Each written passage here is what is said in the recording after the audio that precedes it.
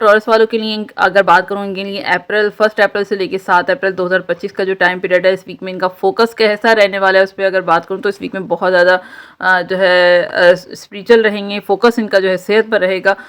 खाने पीने की आदतों को अपनी बदलेंगे, ठीक करेंगे। कॉन्फिडेंस लेवल भी बहुत अच्छा रहने वाला है। पैसों के हवाले से अगर बात करूँ तो रुपए पैसे का फ्लो भी बहुत अच्छा रहेगा। सरकारी आमदनी से कहीं से आपको कोई फ़ायदा हो सकता है, या कोई आपकी डील बन सकती है, किसी लेडी के मशवरे से जो है, किसी खातून के मशवरे से आपको कोई फ़ायदा होता हो नज़र आ रहा है।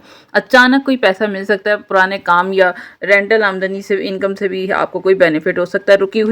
रुका हुआ पैसा भी आपको इस वीक में मिलता हुआ नज़र आ रहा है, लेकिन खर्चे भी साथ साथ होंगे। रुपए पैसे का फ्लो वैसे अच्छा रहेगा।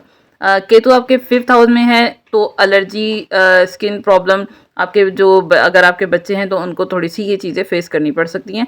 अदरवाइज़ वैसे कोई बड़ा इशू नहीं है। करियर में जो है बहुत अच्छा रहने वाला है। नया कोई प्रोजेक्ट मिलेगा, नई जॉब की ऑफ़र भी आ सकती है, या कोई अच्छी डील आपकी बन सकती है। भाग दौड़ वाला वीक रहने वाला है।